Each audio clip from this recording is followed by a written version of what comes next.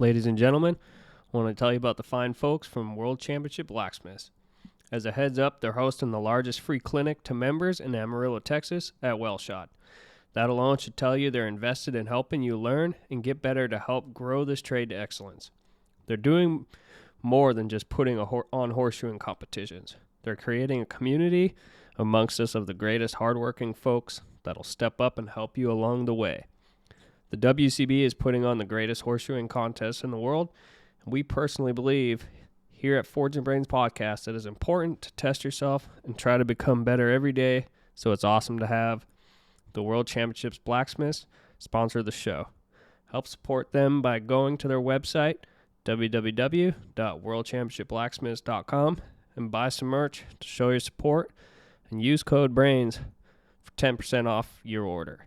It's not including membership and contest fees. We look forward to seeing you at the WCB Winter Clinic next month and some contests down the road. All right. Welcome, everybody, to another episode of Forging Brains Podcast. I'm your host, Riley Kirkpatrick, my co-host, Gavin Cooper. Today, we got a cool guest. It's our first Englishman. I'm pretty sure that it's our first Englishman that we've had on the podcast, and it's a good one because he got smart and moved over here. But Nigel Fennell has been a huge help to me, to a bunch of people in the industry. He keeps a lot of the old stuff alive that we have in our traditions, and he is just a badass horseshoer all around and toolmaker. So thank you, Nigel, very much for joining us today. No, thank you for having me. It's great to be on with you guys. Thank you. Oh, no, man. It's great. Like I said, you were the first guy. I remember, I think it was 2015. We were going to go to the Classic, me and this team from the Pacific Northwest, and we didn't really know anything. None of us had made like a tool and foliage shoe before. And Classic, you got to put tool and foliage on the horse all the way around, and its heels on the back end. And we were just, and I was on the back end, so it was like just total loss. And I asked you a couple of questions on Facebook, and you got on the phone and talked to me for like 2 hours. Did I? I don't even remember. Did I? Yeah, you talked to me for like 2 hours on the phone, straightening me out on how to you were selling tools at that time, and you weren't even trying to sell me a tool. You were just trying to help me out with it. Like, you were telling me how I could do this pretty much all on my own without buying anything. Telling the information sells the tool, because then whether you want to make it and find it for yourself, buy it or whatever, you need the knowledge to progress.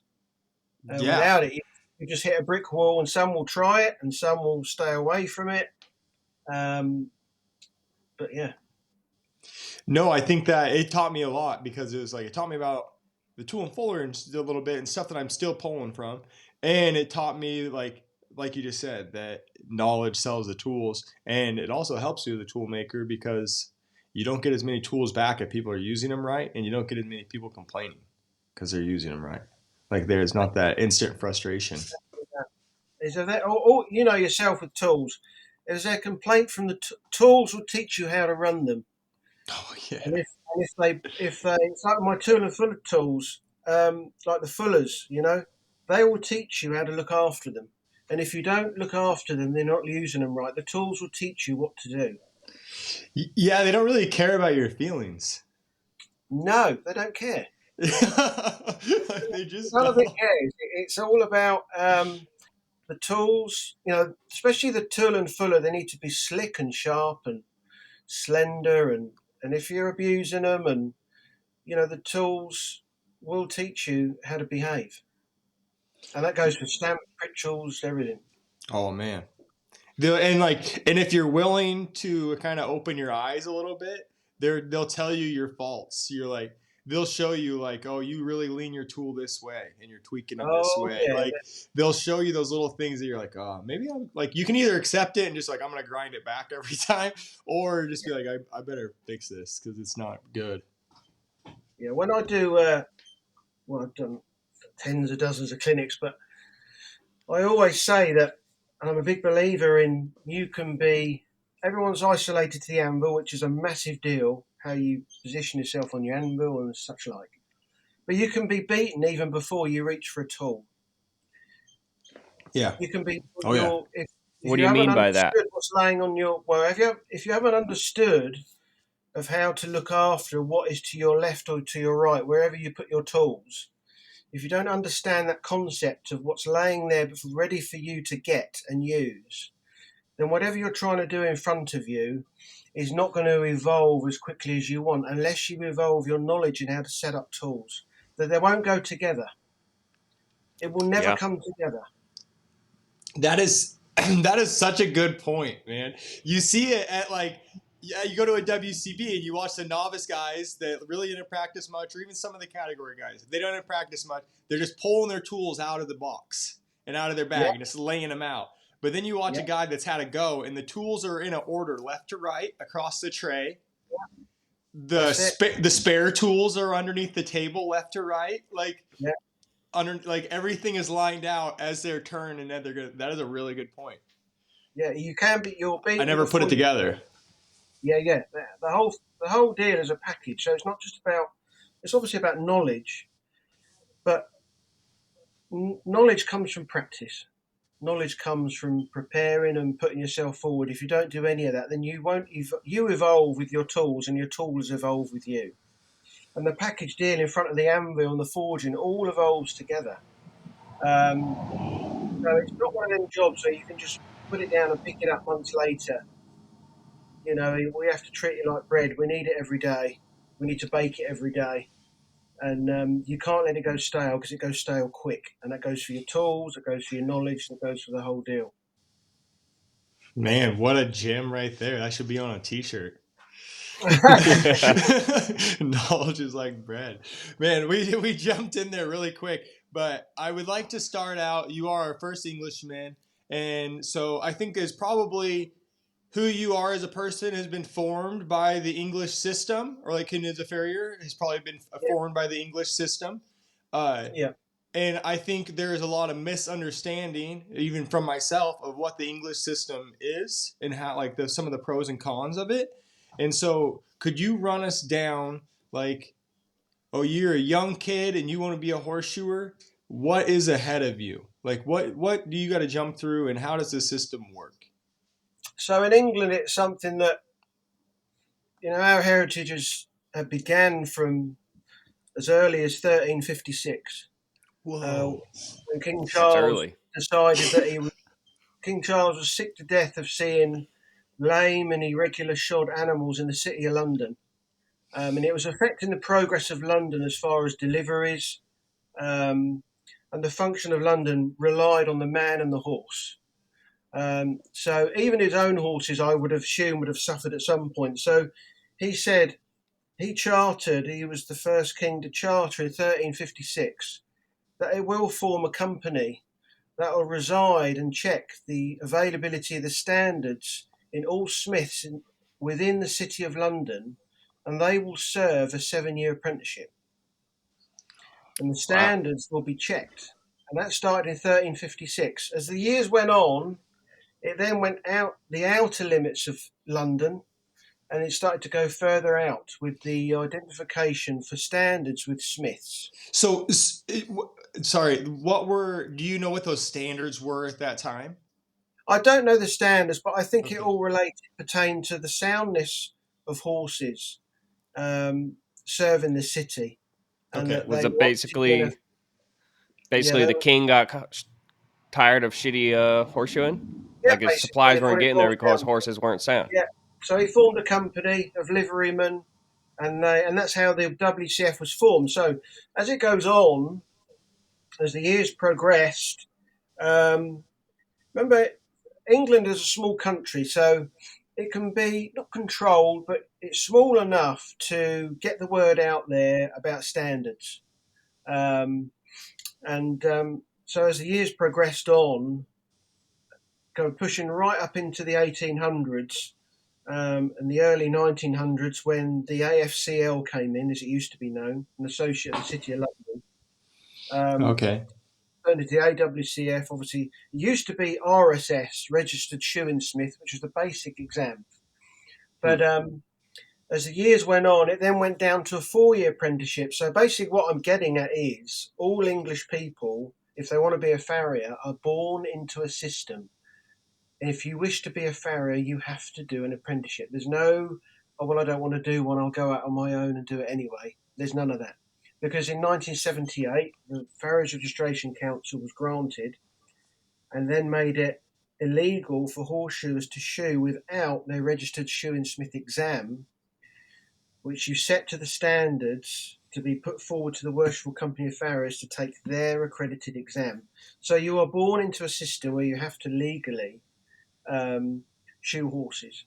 And that's basically in front of people, it has been for many years, that you want to be a farrier, you have to do an apprenticeship, and you can't buy tools, horseshoe nails, horseshoes, unless you have a registration number.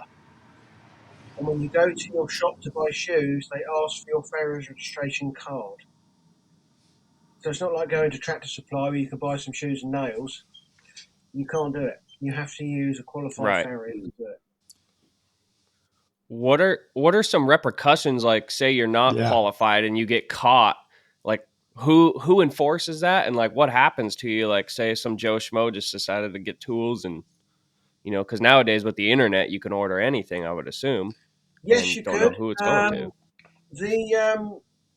If you're caught, then you're basically going to be hauled into the courts, and you'll be fined quite heavily. And if you keep doing it, a judge will eventually throw your ass in jail for 3 months. Okay.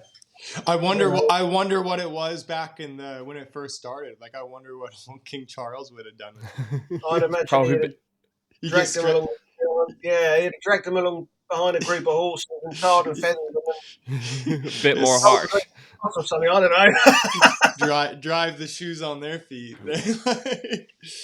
Yeah, I don't know, but it basically stems from there. We are born into the system, and we accept the system because at the end of the day, the evolution of our system is an evolution of strong basic standards. And the interesting thing is that when you go to college and you will do your 4-year program, and you will do like 12 or 10 weeks in the first year at college and 8 weeks in the second week, split into 2 sections. And you go through anatomy, shoemaking, all the rest of it. Never at one point in the system do they teach you how to shape a keg shoe. It's all handmade shoes, concave, 3/4. We never go, because you do keg shoes in your apprenticeship and you do that with your boss all day long and you make shoes. But the core understanding of the apprenticeship system is that you are making shoes.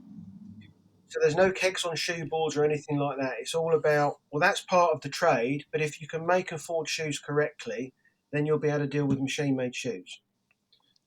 And So now, Absolutely. can anybody go? Can anybody just decide to go to college, or do you have to have an apprenticeship set up before you get to go to college? No, you have to have an apprenticeship set up, so you have to go through, it used to be the Farriers Training Service, but they've done away with that, and now it's all run through the Farriers Registration Council. And Okay. you go, you submit yourself, you have to find or get an interview with a master farrier, an approved training farrier, that now, in the last 5 or 6 years, or even more, you have to be an associate of the Worshipful Company of Farriers to be able to train. You can't just train in a diploma like you could 10 more years ago. Now you have to be an associate to train, which really keeps the standards high. So you basically, that's how they run that forward. Well, for people that are listening that may not know, what are the different levels? Because like for the AFA, there's the CF, CJF. So is it the DWCF and then AWCF and then FWCF? Yeah. So obviously CF, CJF here. The diploma is equivocated with the CJF. Now, the only thing which is worth an eating thought is that this is why the English system is so comprehensive for your diploma. You do 4 years for your diploma. You do your CJF. Now, you can, once you've done your CF, I think is it a year or two? Is it a year within 6 months you can do your CJF? Is that Yeah, right? something like that. So Yeah. you could do your CCF, and if you really got to it, and you got your CJF, so within a year or so you could have both CF and CJF. All I would say to that is, and that's great, you never got to enjoy a 4 year experience program to get your basic level entry into farriery in the diploma. So Yep. CF and the CJF are very important to America, and they are. But the only thing there, because there is no apprenticeship system in England, the only thing they're missing is the enjoyment for the experience and the knowledge and the settling into farriery over that 4 year period before you go on your own. I would say to any CFs and CJFs, as soon as you get your CFs or CJFs, that is the beginning of the ladder, and you really need to go on and work for someone for a year or 2 years at least. Yeah, I agree. Because otherwise, it's, at the end of the day, the horse deserves it. And if you don't want to I've always said, if you don't want to put the time in the trade and give it the respects that it needs, then the trade doesn't want you. It's just Yeah. my personal opinion. No, it's spot on. And I think you're really like true that like kids get out of, because like I think that's like the mindset that's set forward for like the difference between an American person going to into horseshoeing school and somebody going through the English system is the person in the English system has the expectation already. This is gonna take a while. Yeah. This is not gonna happen overnight. Like these are the requirements. No. The person in America, man, they could be like, they look at some people like, I always use Troy because is like the good example. They're like, here's this kid that in 3 years he went from starting shoeing horses to being on a team and having his own business and like and making money. It's like, yeah, well, it's quick, it's fast, it can happen as fast as you want it to happen. Well, yeah. In that meantime, there is the anomalies like Troy where like, yeah, it happened quick and he grabbed onto basics, but for the majority of people, they don't. They get caught, like it happens a lot in America. Like within the first 2-3 years of their shoeing, they didn't even take their CF or anything. They got busy shoeing horses with keg shoes and they missed the basics altogether and they just got busy in their area. And so they're shoeing a lot of horses, but they're shoeing a lot of horses like crap and they don't know any basics at all. And now they don't have time to slow down. Yeah. Like they never took that time in the beginning. And eventually, the trade, you can get so disheartened with it. The trade is kicking your ass. The feet are kicking your ass. Customers are kicking your ass because of that very reason you just said there. You can go from day to day, and it can be the job's tough enough. It's even tougher to learn how to do it. That's what I'm getting at. But it can make it easier. The more you put in, the easier it can become. Let's talk about the greatest farrier supply house in the world, Welsh Sho. It's not every day you have a business that's invested in you and wants to do the best they can do for you. The whole crew over at Welsh Sho are some of the nicest folks you'll meet in this trade. The owner, John Harshbarger, does so much for us in this trade by supporting as much events as he possibly can. I see Welsh Sho sponsoring so many events and can't help but think that somebody cares. Every year they host the largest free clinic in the world, put on by the World Championship Blacksmiths by allowing us all to come and learn and try to become better. Welsh Sho has everything you could possibly need in your farrier practice. It'd probably take all day to list every product they provide, but whatever brand you use, they'll have it. Aside from products, they also carry all the top tools made by the best in our industry. So when you go to checkout at www.welshsho.com, use code BRAINS and you'll receive a special gift in your order free of charge. Plus, that helps support us at Forge and Brains. Can't say enough good things about the folks at Welsh Sho. It still blows my mind that they can get away with $10 shipping anywhere in the continental U.S. And don't forget, they have basically every anvil that you could possibly need or want to use in supply. So go over there and check them out and use code BRAINS at checkout to help show your support. Thanks, everyone. Oh no. Is it expensive to go through that program? Like, is it like college tuition here in the States or whatever? Is it the same thing for the It's diplomacy? it's funded from 16. It's government funded from 16, I think, to 21.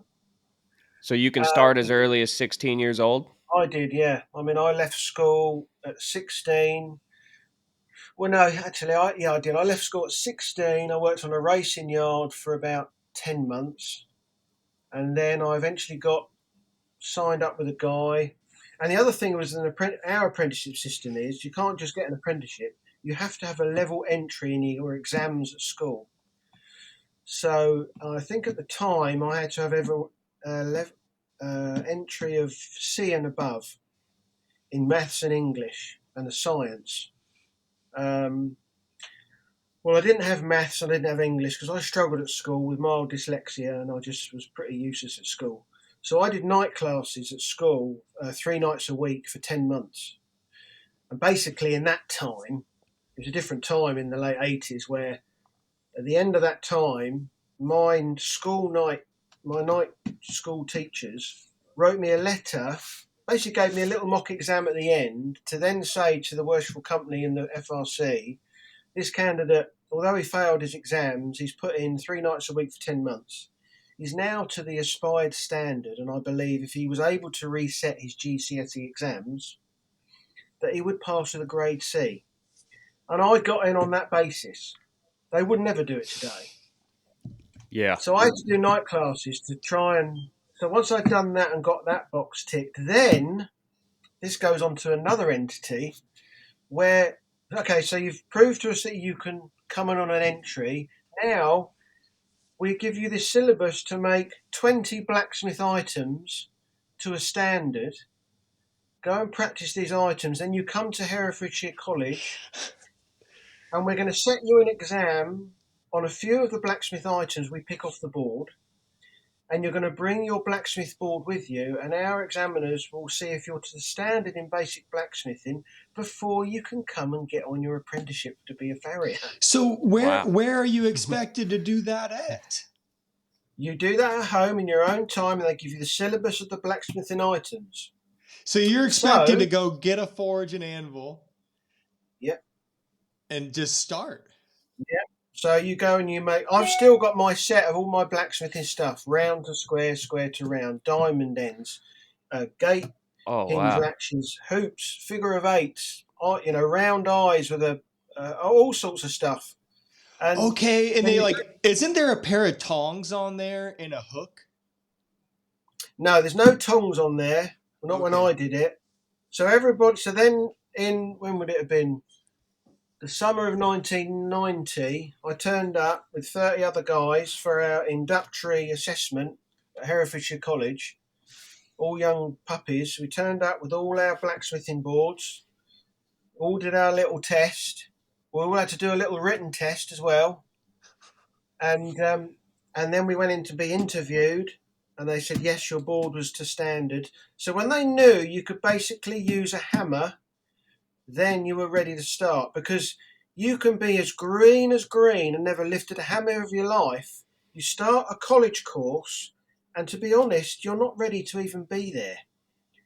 Because after the 9 months is up of a normal shoeing school here in the States, say it's a month, 2 months, 3 months, 9 weeks, however many months it is, by the time it's over, you've only just started getting rid of your blisters and banging yourself in the head with a hammer. Yeah.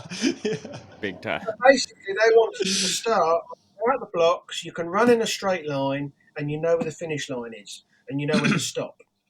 Man. So that's how we started. That is so smart. Because there's so many people in the States today, like you've done enough clinics that it's like, they don't know what a half base blow is. They don't know how to take something from square to round. Those blacksmithing items taught me over those months. I did it day and night. I lived and breathed that damn board. You know what it's like making a shoe for a board. Even now, 35 years later, when I make a specimen or make a serial or a shoe board, shit, that one didn't work out. It's the tiniest detail. Yeah. No. Well, imagine when you're starting out and you're trying to get this shoe board down, these basics down. So when you started at college and they show you how to do a toe bend, you can control. You've got your tongue position figured out almost. You've got your coordination, and you've sorted your rhythm out. You know, by that time you're already like you're making music on the anvil, and you're just a puppy. Yeah, that is Just a pup. genius, though. Like it gets you all that awkward start out by yourself. Yeah. Back behind the house without somebody breathing over your shoulder, and so Yeah. you're ready to learn.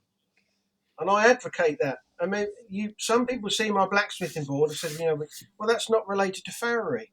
Well, it is, because everything you do in all those blacksmithing moves is all in farriery. It's all there. Yep. All there. That's a wise way to do it, you know, by having them just learn how to swing a hammer and just do simple blacksmithing things versus jumping into the school and then they're teaching you how to just swing a hammer or whatever and do that. Like you spent 9 months trying to learn how to do that, and that got it out of the way without them having to lift a finger to help you do it. Well, you're going to get more out of the course because you are straight on the toe bends the first day. You can use a hammer, hold your tongs, you know how to run a fire, you know how to stand over the anvil, and you're away. So if you're self-funding at 30 grand for a 9-month course or whatever it is, I'd want to be in that position where now I'm ready to start making shoes and figure this out, rather than now I'm ready to start learning how to hammer and then just get, because look at it this way. So that taught me a lot. For later life, training apprentices later on. I never had my own apprentice, but I had a guy in my area called Clive Duffin who had a whole team of them. And he said to me, look, I run a massive round. He didn't live far from me. He said, can you be part of the training for the boys? I'll give you a kid every day of the week to help you if you could put a bit of time in them. No problem. So what I would get them doing is they would do, I did have one apprentice actually, but she didn't work out. But anyway, that's another story. Basically, let's treat my first apprentice. She basically turned out to be a lazy son of a gun, but so I had to get rid of her. But I started her out on toe bends for 3 months. Yeah. By the time we got a whole thing of toe bends, she could do a toe bend. Then she did 3 months of turning the shoes, the branches. Yeah. Putting the heels on and turning the branches. Then she did 3 months of nail placement. By the time we got 9 months down the line, she could turn a shoe and get the nails in the right place. But at the very beginning, I had her clipping old shoes. So I taught her the very end at the beginning. So when she got to the end of all these decent shoes, she could then clip them. I had no waste. So over 9 months, she then was making a shoe. So what I'm saying is, in a course in America in 9 months, you're meant to learn the entire trade. Yeah. She just learned how to do it in 9 months. Almost because I had impossible. 4 years to teach her. Yeah. So that's what the blacksmithing taught me. Because whilst I didn't have her doing blacksmithing from day one, we did some basic blacksmithing and stuff like that. But then I had to progress her because she had to be a certain standard when she went to college for me to sign her off in the books and stuff for her to go to college. But anyway, so what I'm saying is it was the preparation and understanding toe bends, position, and stuff like that. So like it's already kind of just put into you guys to have a little competition though as well, right? Because you guys are all forging around each other at college and it's like quite a while. Like, because it seems like the competition world over there is a lot bigger and a lot more accepted than it is here. Yeah, I would say it is a lot more accepted. But again, it's a very small country. Everything is on your doorstep. It's like Craig Trinker says, 100 years in America is a long time, but 100 miles in England's a long way. Yeah, no, that's very true. It's very, but it's like everybody's forged. Everybody's already like done the forging too in college. So it's like where there's people here. Yeah, everyone's on the same page. Everybody is on the same page from day one. Whereas in America, you can have lots of different backgrounds. Some have put some in, some haven't. But that, and then it goes back to this is the system we're born in. So that's why England's been revered because of their training system. And I've always been proud of that, and I don't think it will ever change unless the government gets in and reduces the like everything happens. Reduces the money, which reduces the time. If it knocks down to 3 years or whatever. Like the strictness, basically. Yeah, we live in such a fast world now. 4 years is a long time. 4 years wasn't a long time for my generation because you were born into apprenticeships, whether it was in wood, metal, welding, or whatever. Things can be got a lot faster these days, and I think trades in general are suffering, especially in England. Electricians, Here plumbers, too. roofers, thatchers, plasterers. I mean, the list goes on. They are struggling to get these kids into the workforce and do the apprenticeships because it's too long. It's too much effort. Okay. Yeah. Is it looked at, like, how is it looked at culturally over there to be a horseshoer or to be a tradesman? Like, are you looked down upon, or is it like a prideful thing? No. Mainly it's revered and pretty much respected. More so than here.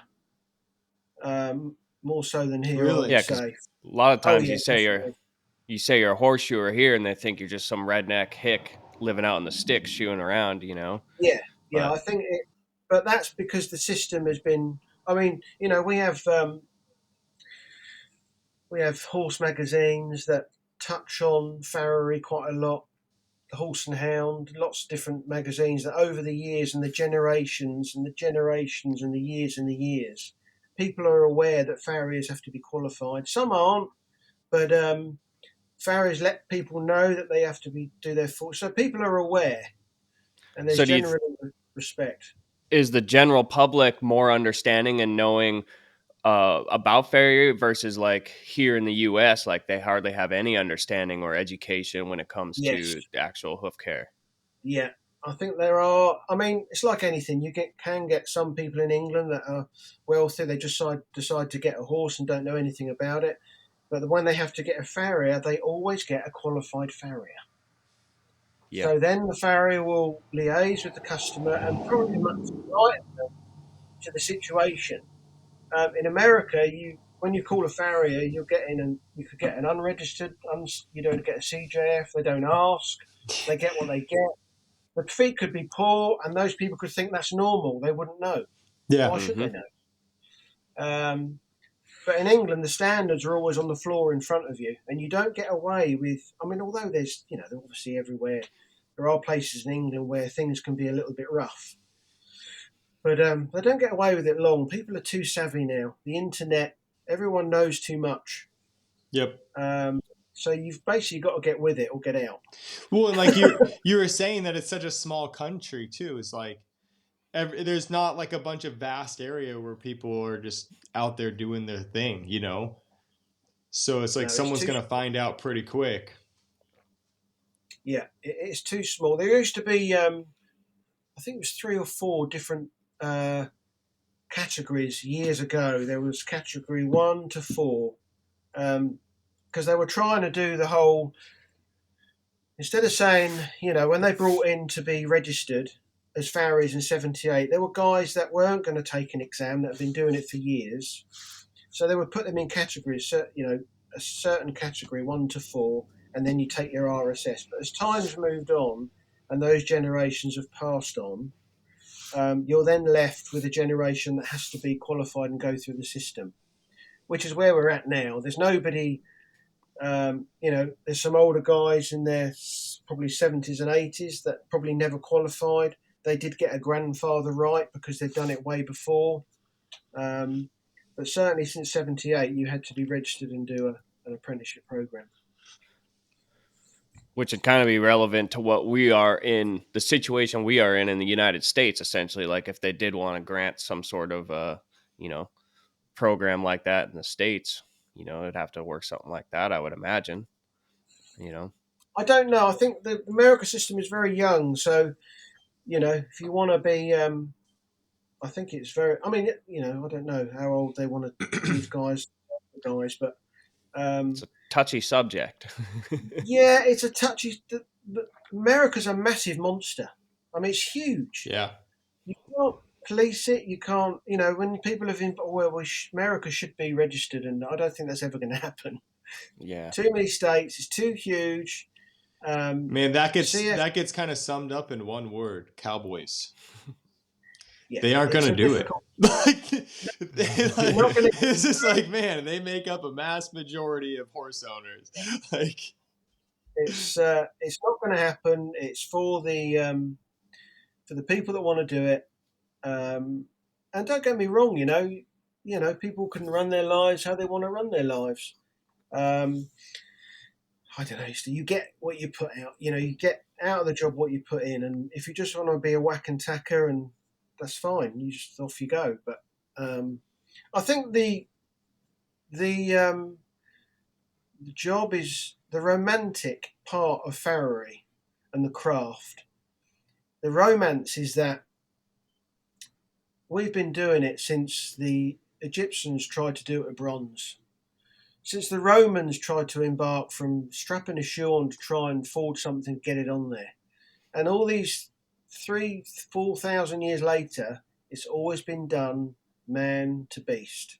And that is the romance behind the respect of the trade, is that it will never change. Nobody, not even Elon Musk, is going to be able to get a machine to shoe a horse. It's not going to happen. So that will be the romance in the job long after we're gone, and unless an asteroid comes down and thumps us all out of reality, it will carry on that way. And that's where the romance is. Oh, I think you're spot on there. But no, I do think it would be interesting to hear you go over what you think America should maybe do. Like, what do you think could maybe help us out, and maybe lead us a little better direction? I think you have a good observation view that you've came from that other system, and I think you understand our system enough and our people of what could maybe work. Yeah, I think it's a good system. Again, America is a big place, so it's a difficult thing to put any more time on, because you want people to come through and then you don't want to put them off. When you don't have a system where you have to be registered and you haven't grown up with it, there's not enough respect for that system, because you've got a choice. You either do it or you don't. But I think there's always room for things to evolve, especially now in the time where we're Google, internet.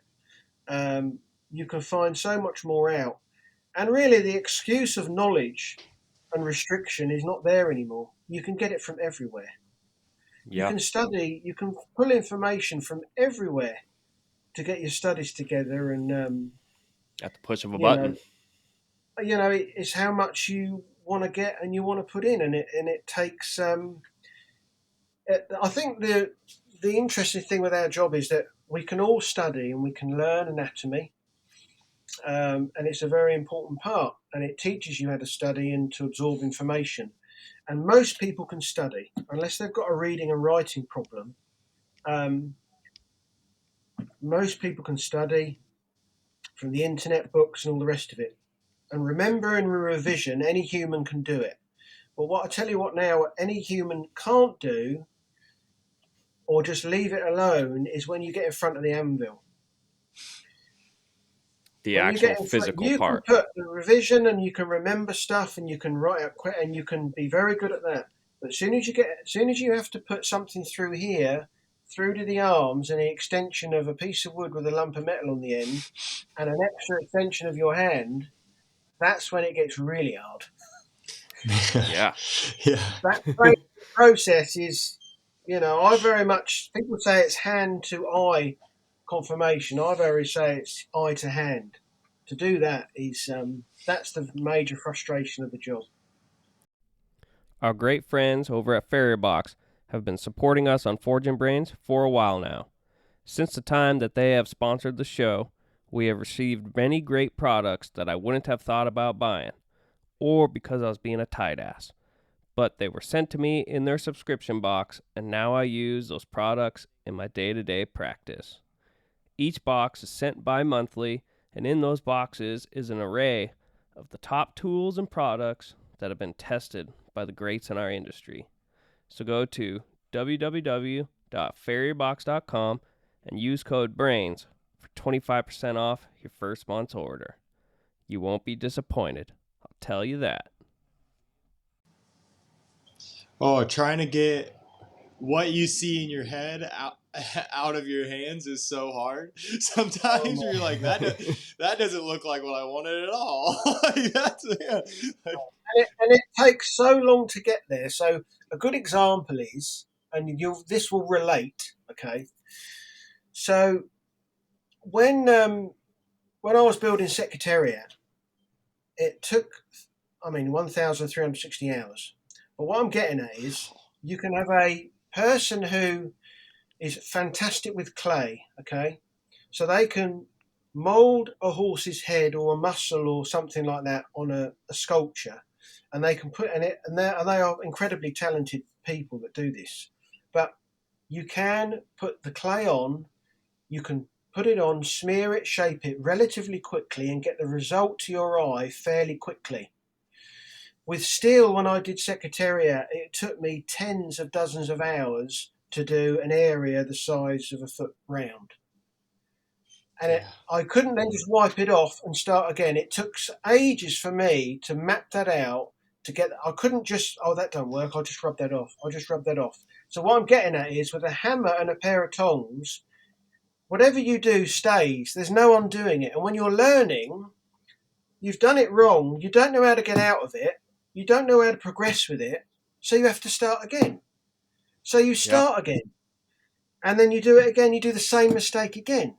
Oh, well, hang on a minute. If I go and see Riley down the road, I'm trying to put this round to square. What am I doing? Well, look, you need to do this. This is how you need to hold your hammer. This is how you need to go. Oh, now I'm starting to get results. If that person stays on their own, they're never going to get anywhere. So this is where it opens up to embrace people around you, get out there, watch people. So the whole forging concept is failure. It doesn't happen quickly, and you can't just rub it off and start again and think, well, this is what I want. Basically. Isolation. Okay, so how did you handle those situations on Secretariat? Because there's really just, who are you going to call to be like, yeah, that was a different. Yeah, you're like, man, I got to go to my local horse builder down the road here to get some advice. That was a different. That takes on a different role. That was very much a. I think farriers are computers as far as somebody did say to me, how did you get him to look so lifelike and the muscles and in steel and I think it just comes from we are against the horse's body every day of our lives, and we run our hands down their legs tens of thousands of times, and we see them. It just, I think you absorb it as a computer, and I think with me it was very much if it looked right and it felt right, that's where it stayed. If it didn't, I cut it out and I redid it. Wasn't a lot of that. His hindquarters were difficult, but and I obviously looked at pictures of him and stuff like that and proportions. But yeah, that was I went back to being and this is what leads me to another thing actually. I've done a huge amount of clinics, and people come along and they come to watch you, and they are waiting for some information, hopefully. And they see you as you're accomplished and you've got to the top of the ladder, and I'm here to show you my travelling dog and pony show. Well, the reality is I've done all the certifications there are in the world and have achieved the highest one. I've competed all over the world and I've had a lot of success. But I couldn't have executed any of it unless I'd remained the student every day of my life. So remaining the student teaches you to move on to the next stage of your learning journey. You can't, just because you pass something or achieve something, your student days don't stop. Your certifications, all the things you accomplish over that time, are just goals that you set for your own soul and your own standards. So I'm a guy in a trade who's just chosen to take that path, but I'm very much the student that I was when I was 19.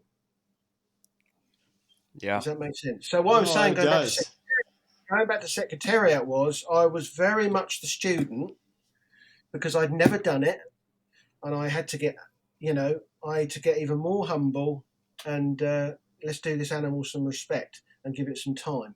And that is the same with the trade. Give it some respect and give it some time.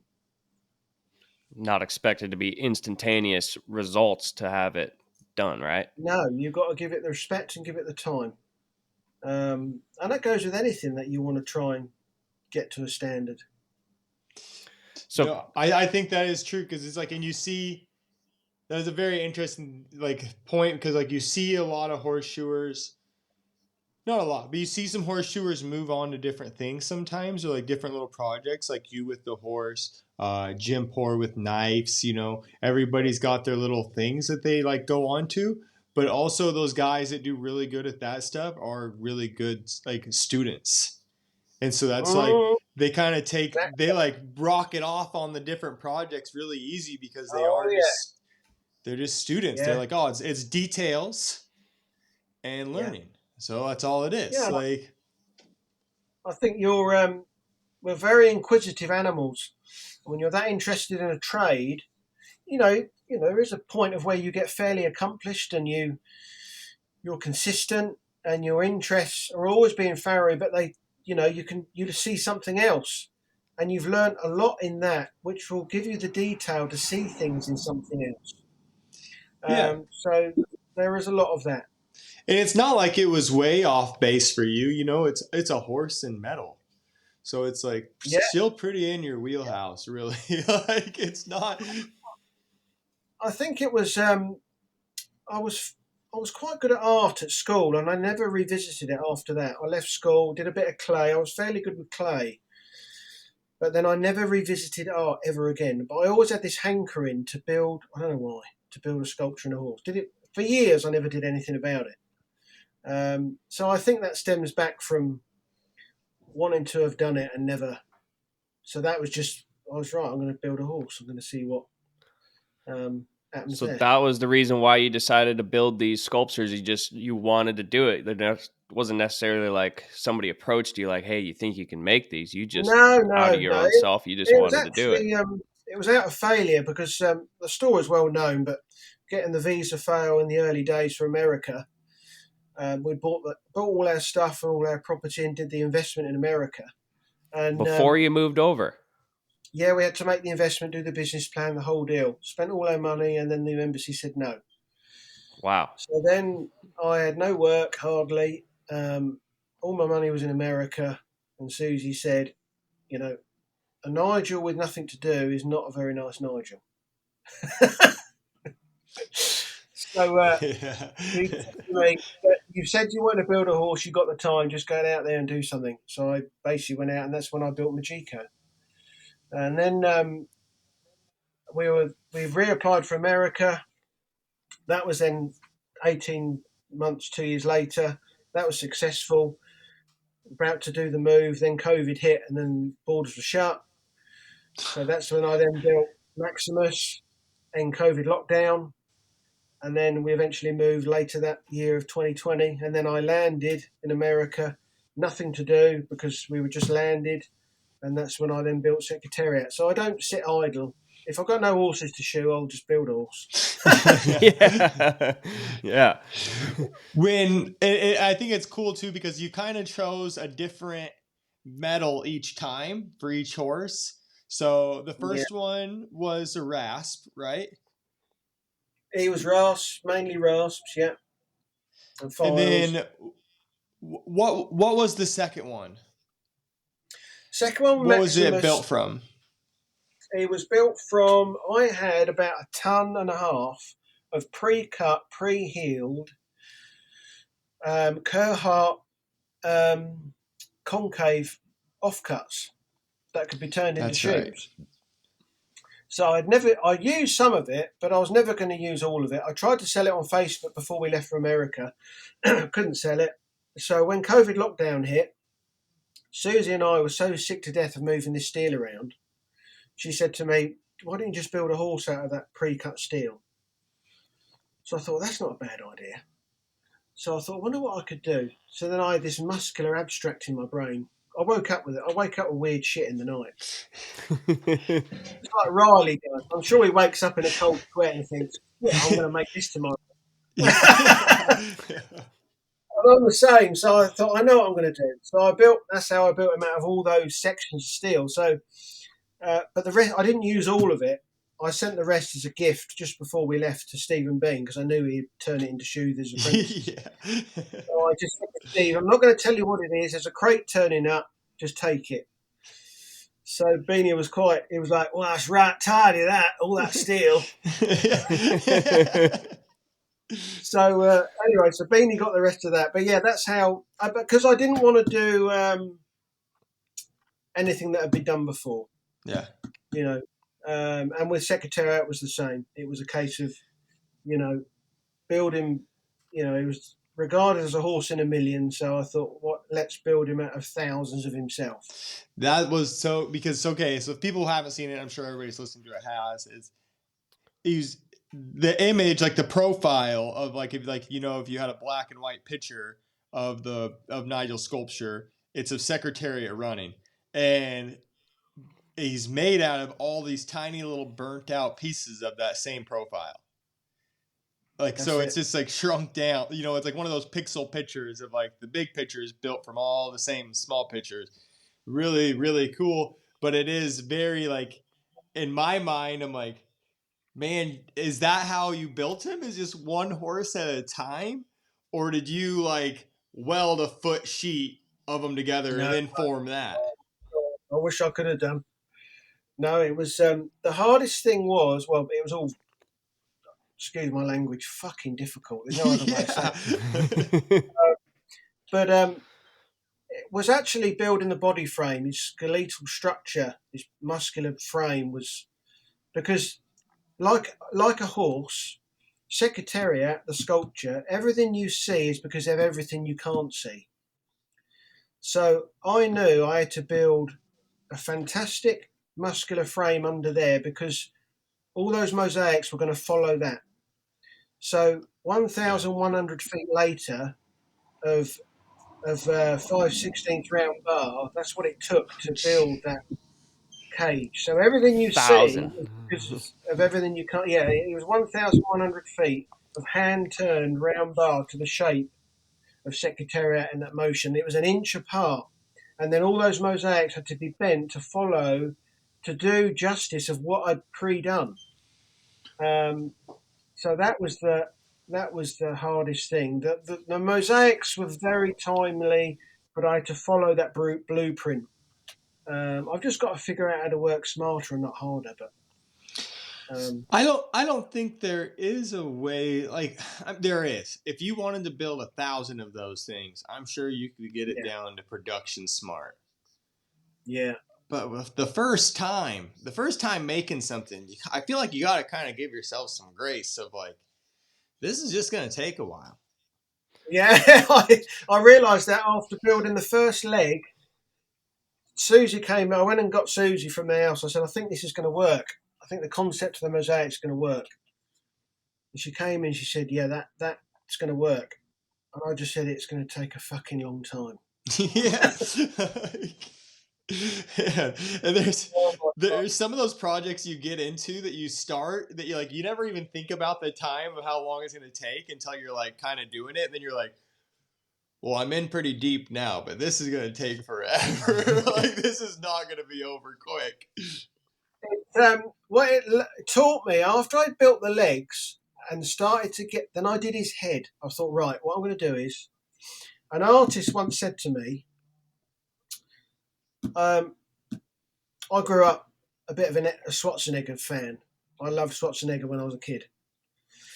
So I went to a Schwarzenegger evening about 6 years ago, and I got to meet him. Anyway, there was an artist there called Gary Alt, and he made a beautiful Conan bronze that was up for auction at this Schwarzenegger event. Anyway, madly, I ended up winning the bid on this fucking sculpture of Schwarzenegger as Conan. Conan the Barbarian, right? Yeah. So I got to meet Arnold. I got to meet the artist that was there. And Oh, wow. anyway, I said to Gary, what was the most difficult piece about this beautiful sculpture? And he said, the head. If you can't get the head down, then it's over. Yeah. He said, if that didn't look like Arnold, then nothing else happens. So when I did the legs on Secretariat, all I had to make sure I not necessarily look like Secretariat, it had to look like the intensity of a galloping horse. And I thought, with all the tack, the racing mask, and I thought, if I can't do it, then I'm going to call it a day. So that's why I went from the legs and the feet, and then I went straight to his head. And once I got the head done, and I looked at it with Susie, and she said to me, I reckon you should carry on. It is a hard thing of like, I've tried making faces and stuff at the end of bars, you know, and it's something that like the eyes have to have life.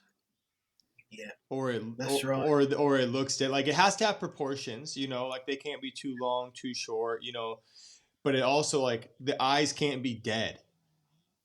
Yeah, that is so hard. Like, and that is like all your horses look alive and lofty. They're big, heavy items, you know, they're big, heavy steel sculptures, but they do look like they could run away. You know, they look like a good hunt horse that like, man, he could just spring over a fence anytime now. Like it's very, very hard thing to do. That's funny you say that. When I first built Majiko at a farrier's place, a friend of mine, Adrian Devereux, I built him in his shop, and we put him out in the field to get some pictures of him. And Adrian looked at him and said, do you know, he looks like he's going to come alive and start running around that field. Man, they did. He like that first one you built too, especially out of like the mane and everything was just so bouncy and like a lot. Like it did look like it was very, very alive, very alive. Absolutely. That is a hard thing to do. If you can, with Secretariat, it was very much the other thing to execute was to build a piece that was static but looked like it was moving at an incredible pace. It had the intensity of power but was going nowhere. But we managed to get it there in the end. Oh, you killed it in my mind. You did an excellent job on it. It is something that I like. You are a very good person of taking an idea and executing it, and that's something that I think is really cool. Like that you've done in your tool and foliage shoots. Like, yeah. I think the other thing that Secretariat taught me, and I've had it with specimen shoes as well, even today, it's called creator's fear. And you guys, as soon as you hear that word, when you go back to work and you do something, and you're halfway through it, you suddenly think, shit, I'm frightened of this. Because it means so much, and you want to execute it as perfect as you can, and you're almost scared of it. And it makes you pay attention. And that's what Secretariat taught me, and I've learned that in making shoes. You get so far with a specimen shoe that you have to do it justice. And creator's fear is a good thing, because it makes you sit up and pay attention. It is, but it's like it can be a hump. Like you got to get over it sometimes. Like, man, like I get those projects in the shop, or I call them my shop thorn, because like no matter what, I have to like address it when I walk out there. I can't like go do something else or anything. Like it is totally burn at my head all the time, and I am so scared of fucking it up.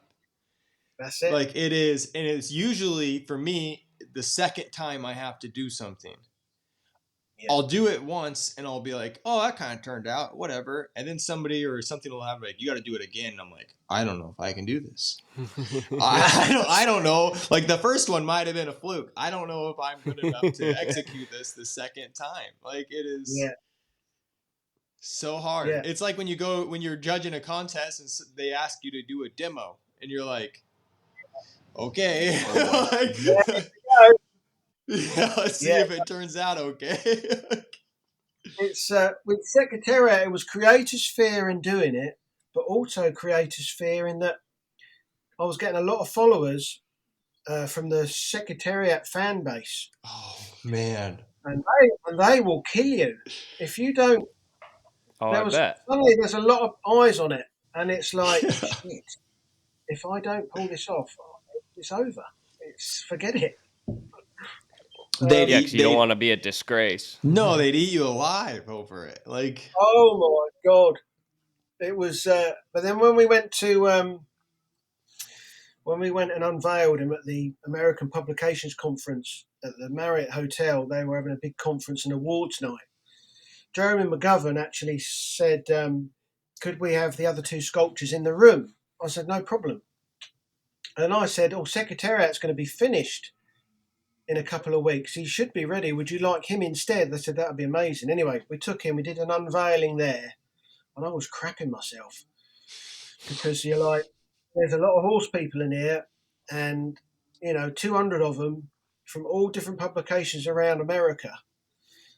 So this is going to be a hump to see what happens. So anyway, we unveiled him, and we had his beating heart and everything in the dark, and we pulled the sheet off him, and there was a big gasp, and people were looking at him. And then just afterwards, people were going over and seeing him. And I had people from magazines coming up, and they were choked up. I mean, they had tears in their eyes over it. Wow. And I looked at Suze and I went, I think we've done our job. I got the feeling that we'd done him respect. They found it quite an emotional piece. So then I realised that all those hours and that creator's fear made me sit up and do him the justice that he deserved. yeah, it made it worth it right there of all those hours in the shop. Oh, yeah, without a doubt. And I think that applies with anything that you do, whether it's just making a shoe or um, everybody gets to enjoy it, whether it's art, shoes. I like to sometimes, when I can, take specimen shoes with me to a clinic. If I'm doing a hands-on thing, if I'm able to, because you're only there for a day or 2 days. I like to take a bit of a travelling circus with me sometimes, that people get to see some forging, because you can't only do so much in a day or a couple of days. Yep. So sometimes I like to take a bunch of shoes. They get to enjoy it, looking some forging that we're not going to be able to get through, but they get to see a standard and they get to enjoy the inquisitiveness of forging, sectioning, and stuff like that. Yeah. That's a really good idea, actually. I never thought about taking some stuff with me. I'm such a last minute guy sometimes. Like, that is just my fault that I'm like throwing my crap in there. And sometimes I get there, like, I do get there, and they're like, "Oh, do you got any of your cool tools or anything?" I'm like, "No, I brought a bunch of crap." It's hard when you're travelling on a plane. When you're taking a lot of specimens with you, their reward is not just in doing the contest and copying your specimens from a picture, but also they get to see your specimens when you turn up. Yep. So I don't just, when you turn up, when we came to Canada that time and you judged last October, I enjoy seeing the specimens in the flesh. So I'm not just thinking, how can I pick up some more points by evolving my shoemaking a bit more? I'm actually looking at those shoes as a concept separate to the contest and enjoying those because I've only looked at them on a picture. I hate pictures because they can lie. I tell you what, they that can. was probably like one of the like pretty nerve-wracking moments for me. It's like at first, like, yeah, I'm just gonna go judge Canada, this little Canada contest, no real big deal. And then all of a sudden they're like, "Yeah, Steven and Nigel are coming." I'm like, "Oh, okay, awesome." I went ahead and put a tool and forward shoe on there for some dumb reason. It's like they got you guys coming to compete. This is great. No, it was good fun. I enjoyed it. Oh, it was a blast, man. I would be interesting to hear from you. What? So, like, okay, say someone's asked you to judge a contest. How? And you could think of this in a normal American format, where we'd have a novice, an intermediate, and an open. How do you go about coming up with a shoe list for that? Yeah, I guess evolving basics enough that doesn't put too many people off, because you're trying to draw people in. So you're not trying to make it easy, but you're trying to understand the respect of this is what the entry level is for these basics. And that goes through the categories. So very much on that part is from categories 1 to 4, just like the WCB does. I mean, that entry level for the basics is perfect because that's what it comes down to. You turn a shoe, you either put a plain step in it or you crease it. And I'm very much the same with evolving the basics as that sort of standpoint. And then once you get beyond category, you get to 3 and 4, then you can start running away with it a bit more because they need to embrace that in the same value. When you're in category 4, you're going to make anything that's put in front of you. But they've already, yeah. Would your decision on the like the category 3 or 4 shoes differ from judging like a state contest versus like judging like the WCB, like the level of which, like the hardness of making those shoes? Yeah, it would actually. Yes, I know what you're trying to say. I guess for some states, dependent on, I try to get a feel of not who's coming, but what entry level is coming in. The guys that are coming in the open, they may have never competed at a WCB. They might just want to enter an open. Mm-hmm. They actually might not be ready for an open. Yeah. So then somewhat, rather than frighten people off in that contest for that association, you have to draw them in and maybe not water down the content of the detail, but you have to acclimatise it to make it warm enough to keep the associations busy and to keep them growing. So I think you have to be a bit versatile like that, rather than be hard and fast to say, this is what I expect from every category 4, no matter what. In WCB, absolutely. But those guys haven't got into category 4 unless they've got through 1, 2, and 3. Yeah, so they know the deal. So they have to step it up. Yep. But when you go to state 1, where it's different, it could be different, you have to be not as hard and fast to that, because some guys, they don't want to be seen to be in the novice. They want to go in the open or the intermediate. Well, you have to make it harder, but you have to understand that, so yeah, you have to be versatile like that, I think. I think that was a good point. And because it's also like, it could be like one contest can ruin it for a person and they never come back. And then that association never gets their commitment again. Yeah, they never get it. And you have to be, you have to be responsible as a judge. I'm quite when I judge, I will not be one that just shuts the doors. I'm the judge. No one talk to me. You do your thing. If I see if I can see really good foot dressing, I will. While they're competing, I will go and say to that person, "Nice foot dressing. Keep going." So they're like, "Oh shit, I'm out the blocks here." And then, or if they give me the shoe and it's a beautiful fit, I will give it back to them and say, "Beautiful fit. Now fucking nail it on and finish it nicely." And now, will you do that same for guys that are doing not so good? Like, hey, watch out for this, or like, yeah, absolutely. For the detriment of the horse, I've had guys. I've said to them, "Don't nail the shoe on." I've gone back over, and said, "The class is over. You won't be nailing this on." Yeah. And they look at you dumbstruck. Yeah. Oh, I can get that on. And then, it's like when you're competing, you're in the zone. You're like, no one can tell you anything. And the judge comes up and says to you, "You're not nailing that on," or "Don't put in those 2 outside nails or the inside nail." Or I've even gone over and I've put a nail in the shoe and I've blanked it off and give it back to them and said, "You leave that nail in there. You do not drive that in." Yeah. I've already knocked them down, but you can still get the shoe on safely. So your responsibility is to the trade and to the horse. It's your responsibility as a judge to nurture those that are doing good and to lift up those that aren't. Because at the end, they have to do it. They have to execute it. You're not telling them how to do it, but you are trying to, give them the encouragement. I like to encourage people in real time sometimes. Yeah, it's important. No, it really is. I think it's one of the hard things about, because there's no like guidebook of how to be a judge or a clinician. So it is No. very much so like you're just learning on the go of how to do things, and of like you're trying to be fair to everybody, so you're like, all right, well, do I not talk to anybody, or do I give everybody advice? Like, how do I go about this? But it is, for me, like, I think you realize really quick when you're at a clinic or something, like, who cares? And so it's easy to kind of like, okay, if they care, I care, and I'm going to try to help them out a Yeah. little bit. Yeah.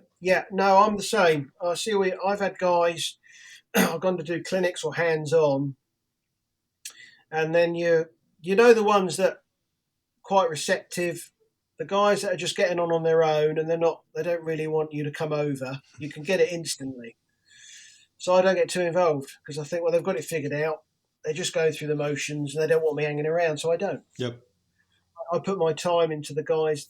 That's just the way it is. They say, well, you shouldn't be like that. Well, I am, because, if he's going to give you the cold shoulder but he's there, then he can stay on his own and I'll go to the people that really want me to be there. It is. It's sad too, because I think the guy that shows up, or girl, but the person that shows up and kind of gives you the cold shoulder, they're probably there just because they want to show you that they're good and they want to show you that they're better. And it's like, so they're hurting themselves. They want help. They just don't know how to accept it.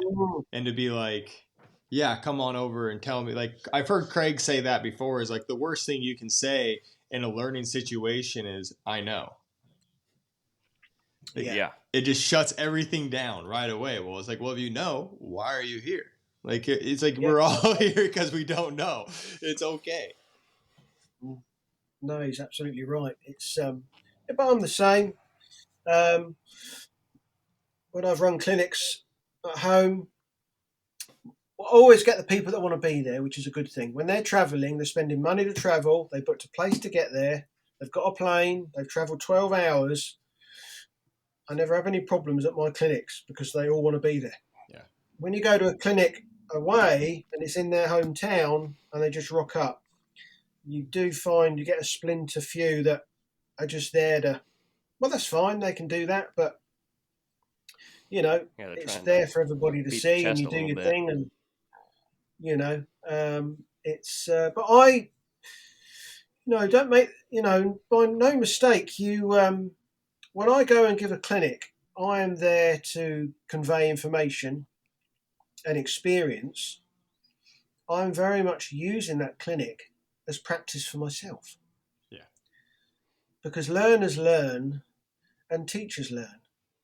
And I'm in the same position as far as, I'm showing you some stuff, but I'm actually being a little bit selfish, because what I will do at a clinic, I'll get excited and think, right, what can I do today? We're going to start off with some basics. We're going to go through this, go through that. And then I'm going to turn it on a little bit for the last bit of the day, or done all the bread and butter stuff. Then I'm going to throw all the bread and butter stuff in, and then I'm going to test myself. And I like the feeling of creator's fear. Let's go back to that again. Because now the culmination, like at Jim Paul's clinic, we did a clinic there in August. A fantastic couple of days, great bunch of guys, a lot turned out.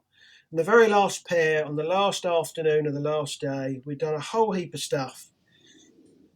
And they said, what are you going to do? And I thought, I fancy making a 3/4 fullered bar shoe on that iron foot, and we'll make a 2 fullered hunter hind bar shoe on the other foot. That's a project. You're looking at me like you are a crazy man. I enjoyed every bit of it. Because you don't get to do that at home. I don't get to. So I was like, that's what we're going to do. And I felt it. I enjoyed the creator's fear in that. Like, you've got 100 people watching you. And it's like, but competing, you guys will know this, competing teaches you to overcome that fear, to create stuff very small amount of time and be detailed. And although I wasn't on a time scale, I got on with it. So I like to test myself in a selfish way that everyone gets to enjoy it at the same time. It was a hard thing for me to accept as a clinician at first, that you're there to put on a show. When I first started doing them, I was like, well, man, they just want to sit here and watch me work. Like, that's like that. They aren't really learning anything, but like sometimes they are just paying you to watch you work, like in person. Like, that's what you're there for. It was a hard thing for me to like grasp onto and like embrace at first. I'm still like, Yeah. you said something about like teachers teach and teachers learn. You know, it is like, I think people watching the clinic think that we have it figured out, but it's like, I know every time I do a clinic, I'm like, man, I need to do better at this, this, and this next time. Yeah, it's the trade is very much, the more you learn, the more you see. And this goes back, and I sound like a stuck record because I've said it so many times, but it's very true. 28 years ago, a mentor of mine, Colin Smith, who was also fellow with honours, he was in his 60s then, and he was giving us a demonstration on some hunter shoes. And I said to Colin, you make it look so easy. I mean, just glides around the anvil. And I was like, this would have been about 96, 97.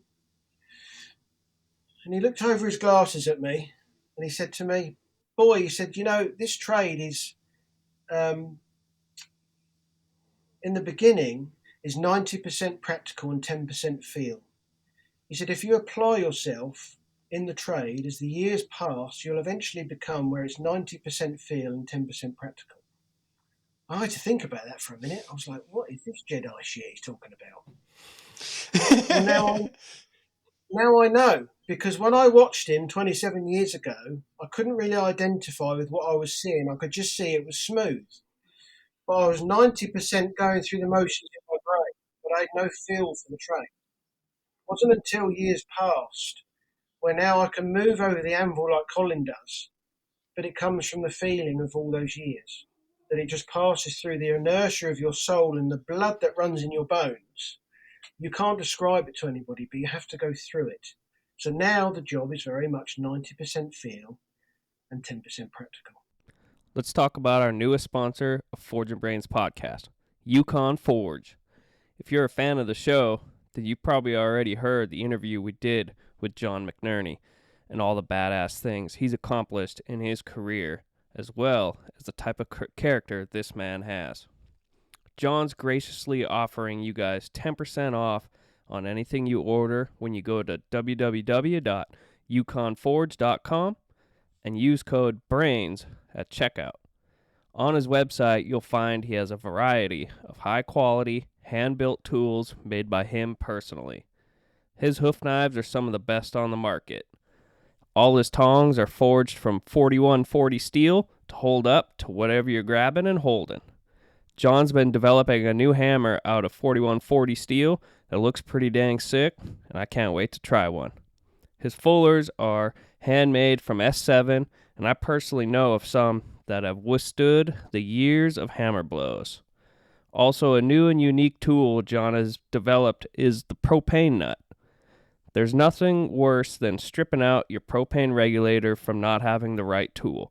The Yukon Forge propane nut replaces whatever you had been using for a simple tool that you can tighten and loosen with your fingertips with ease. So go to www.yukonforge.com and use code BRAINS for 10% off your order. That's a hell of a deal, my friends. That's a good one. Yeah. I've never heard it put that way, but it is very, very true. That it is like, I don't think I'm there yet at all, but it is, you start leaning more and more that way. You're both. You're both carving your paths that the more you apply yourself, the more you do, the more that feeling comes. And you can't, if somebody fits shoes all day long, and I've had it at clinics, They come to a clinic in England or America. They come and they have no rhythm or feeling with the anvil face. None at all. Okay. That means they have no capability of forging. None. Some people that are going to listen to this are going to think I'm absolutely wrong. If you fit shoes all day long and you don't make shoes, you will never ever establish that inertia of moving steel because they look like they're chopping vegetables. Unless you forge steel and get involved with steel for hours on end, then it doesn't come from the arms, it comes from the body. And a good concept to that is, and I did think about this. I saw a post the other day, and I'm going to get it up while I'm here, and it really resonated with me. And I'm going to find it. I've got it here somewhere. Hang on. You've got some good nuggets there for people to chew on. Oh man. Well, this one is a belter. All right. As an English London boy would say, it's a fucking belter, mate. Okay, this really resonated with me. Rocky Marciano, one of the greatest boxers of all time. He said, although the fist delivers the actual blow that drops an opponent to the canvas in boxing, it is the pivoting and driving from the legs that enable us to send out short, hard and straight punches. If the legs are weak, a boxer is at a great disadvantage, both offensively and defensively. Now you think, well, how does that resonate with forging? It's the same thing. The energy you get from your arms comes from the inertia of your body. If you haven't got that inertia, you've got no power, and you will never develop that feeling to be able to move steel and get your position correct, just like boxers do in the ring. If I get in the ring with an established boxer and I start throwing punches, I look like just an idiot. I have no core frame. I don't know how to hold my body. I've just forget it. You know, when you see a guy that knows how to handle himself in the ring, because the energy and the inertia and the feeling he's trained in his body is there for him to execute those moves at the end of his arms. It's the same with bumping steel.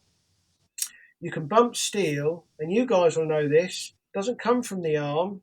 The energy of sinking that steel in comes from the ankles, and it's just like the Bruce Lee one inch punch. 1968 or 67, at some thing he went to, he punched a guy from a 1 inch and he sent him 6 feet back into a chair. It came from his ankles. And it's the same with the crack of the hammer when you're bumping. You lick that down, it's the crack of the whip, but it comes from the whole inertia of the body. And you can't teach that. You have to get through it and develop the feel to be able to do it. Yeah, that has to become home. Yeah. Like it is. Like you watch somebody that's really good on a horse, like riding a horse, or you watch somebody good at the anvil, or like a good boxer, and like, man, you watch them sink into home. Like they're so comfortable with that place, and that the hammer is, because it does, like, you get to a point when you're bumping, once you're like, I remember when I first started, I was just trying not to hit myself in the nuts with my hammer. Like that was like my whole goal is like this bumping heat, I'm just gonna try to not hit myself in the ball sack. Yeah. And now and that is and now it's like, I'm gonna try to break my handle. I want to try to drive this thing all the way through there. Like I'm comfortable and I have confidence in where it's going. And like that's where a lot of clean forging comes from, is like you have confidence in your hammer. You know where it's gonna land and what it's gonna do. It's not a surprise. It's what I've said at my clinics is, you know, position is power and position is performance. You know, if you can get your position organised, then you can perform. If you can't, it's not going to happen. And that goes for working on the horn, how you present your hammer to the steel, how you hold it. You know, everything resonates into that package. But it all comes from trying to fight for that 90% feel. It does. And I think we sometimes kind of like lead some people astray. Like when they first start, we tell them that like, oh, your tong hand's your smart hand and your hammer hand's your dumb hand. It's like, I don't think that hammer gets to be so dumb. Like that guy's got to be smart too, because like working over the horn, like it's not like you go to a clinic and you're like, well, just kind of hit it here, and they just like hit it there, and like they don't even know what happened. They're like, well, what happened? You know, they all turn it to see. It's like once you can feel with your hammer, you know what happened. You know if it got there or not. Like you watch someone good on the horn, and like they're not even really looking at it because they know exactly what happened by their tong feel and their hammer feel. They know if it got there or not, or if they need to keep hitting it. Exactly. It's huge. Exactly. Something I wanted to kind of go over with you with too is like you pretty much brought tool and fullering, like in my time frame, especially to America, pretty popular. There wasn't really a place to get a block before. There definitely wasn't a place to get fullers or everything else. And I'm sure like being from England, that's an English shoe. It's just something that's you've been around for a long time. But maybe you could kind of give us a little bit of history on the tool and fuller shoe and what got you so interested in them. Tool and fullering was basically, it came, a concave shoeing steel today is the birth child of tool and fullering. So way back in the day, and you see it in the old books of tool and fullered shoes that were run to create a solid concave steel. So everyone thinks of a hunter shoe that it's grip. Well, it is. But ultimately, whilst it was for grip, to mimic the crust of the solar surface of the foot, yeah, to be fitted to the foot for grip, it was also there to expel earth quickly. Because of the inner concave, when the hunter is on the hunting field and it comes in, it compresses into the turf, and that concave section there, okay, a good way of putting it is like if you put a flat shoe on in the snow or the earth, it will collect earth and snow against that flat ridge on the inside of the earth. Yep. If you do that with it, it can push itself out. Yep. Mm-hmm. So when the hunter goes in, it gets some earth, it pushes it, it rolls out, and it can get in for the next stride and throw the dirt in. So that is the main reason behind tool and fullered, is that they could get constant grip on the hunting field because it mimicked the crust of the horse's foot. So you look in the old books of Dollar and Wheatley, they're all in there. Some of these really old 1700, 1800 books. They created, they had to weld shoes. They didn't have square bar. They had to create square bar. And they would have welded pelts together, fire welded it, created bar, and such like. And then that's basically where the fascination has come through the years with tool and fullering. And it's turned because it's very difficult, and it requires your attention at all times. It does. It's never like, oh, okay, we can breathe now. No, you can't. Yeah. None of that. We're even right up to pulling the clip on the damn stuff. It requires your attention. So it's almost like a little bit between like Beauty and the Beast. Like in the beginning, you're the beast. You're applying all this force trying to, sledge out a shoe, and then you have to be Beauty and you have to finesse it and, take care of that section. Yeah, it doesn't let you get away with anything, and the tools certainly don't. You can have, if your tools aren't slim and sharp and you know how to run them, then you're not going to be able to run the shoe. And that's where I fell in love with it, honestly, because I found it so difficult in the beginning. Yeah. And it's once you start to get there, then you think, right, now I'm going to go to a contest and going to make a tool and fullered in the class. Once you speed that shit up, it all falls out of the bag. It's tool and fullering at your own pace is one thing. To speed it up and get the same standard as a shoe that took twice as long, it takes some doing it. Oh man, and then you go into a contest like Classic where you got to put it on the foot. Here you go. Different animal. That is a different. You don't even know. You don't even know what size or shape that horse is gonna look like. No. and you've got to put the right heels on. You've got to, oh my God, that teaches you. It's huge. That's like, and like you were the first one to kind of tell me of like a good tool and forward shoe looks like it's an extension of the hoof, pretty much. Like especially a front tool and forward shoe should look like it's just an extension of everything. That everything's kind of just came out and like the section looks like it blends. The slope of the section blends with the slope of the sole, and the slope of the heels is all there. Well, that's pretty hard if you don't know what horse you're shoeing. No, exactly. No, it's and understanding the blocks, you know, what you can and can't get from them, and how to hold them when you're striking them, the heat. A lot of things I see with tool and fullery is that people don't get it hot enough. Not so much the guys that have done a lot of it, but I'm constantly saying that that's got to be sparkling. That's got to have some fireworks on it before you even consider throwing it in the block. Yeah, oh, yeah. So you've won the classic a number of times over the years, and so something that might be helpful for people because the classic's coming back around again. What was a good way that you guys like prepped and practiced for it? You know, like sometimes it's hard, you know, getting 4 guys together, and like what was the preparation like for you guys in that time in order to, you know, be able to set yourself up for success?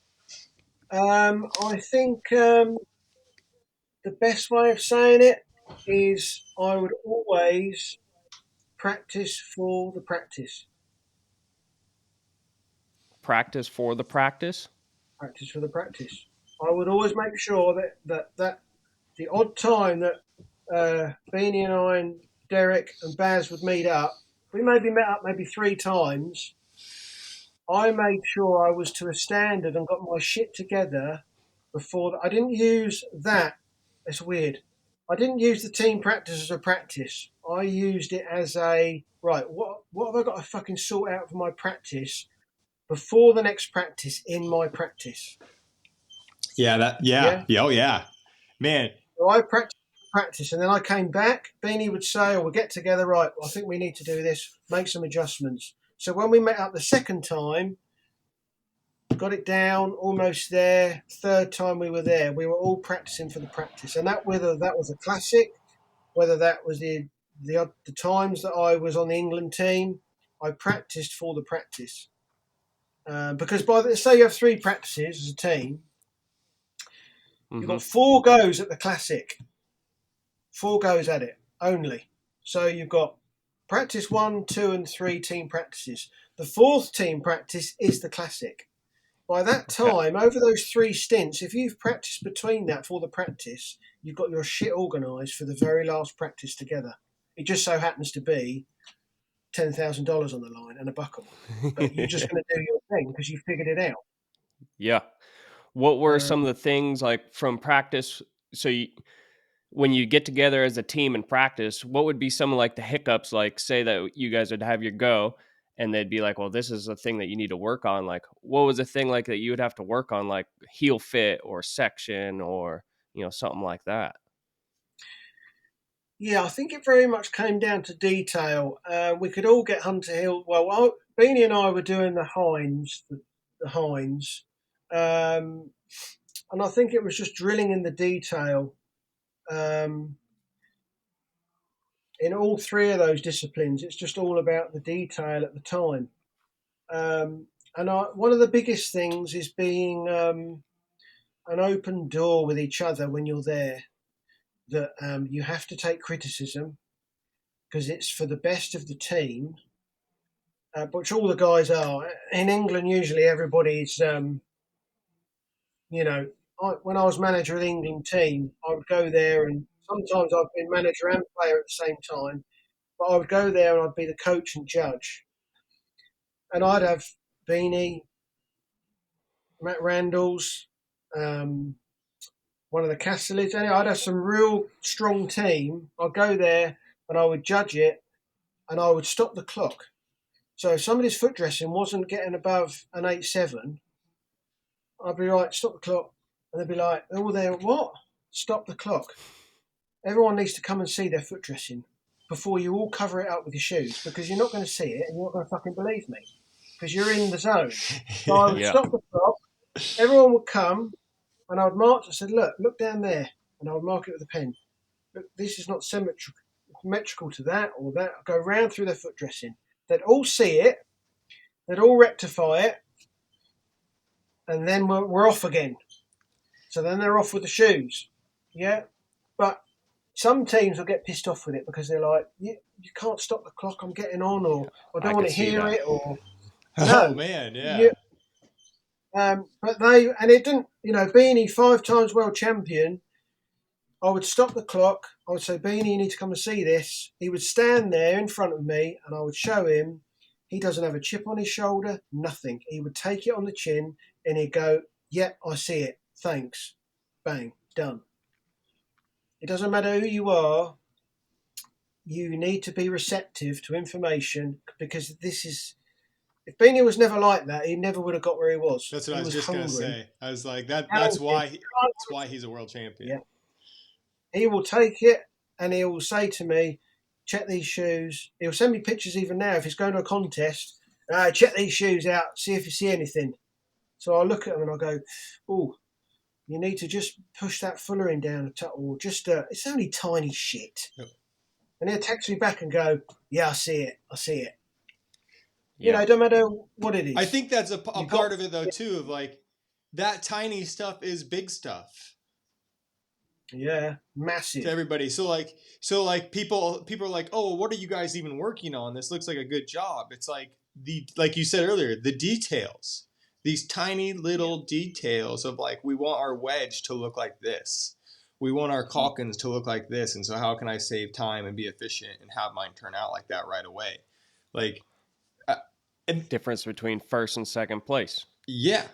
And so it's like, it's not like, I think people need to keep that in mind when they're asking for advice of like, are you looking for advice for a pat on the shoulder to be like, good job, you got something that kind of looks like that? Or are you looking for advice for like, to really grind down to these nitty gritties of what could really, really be better?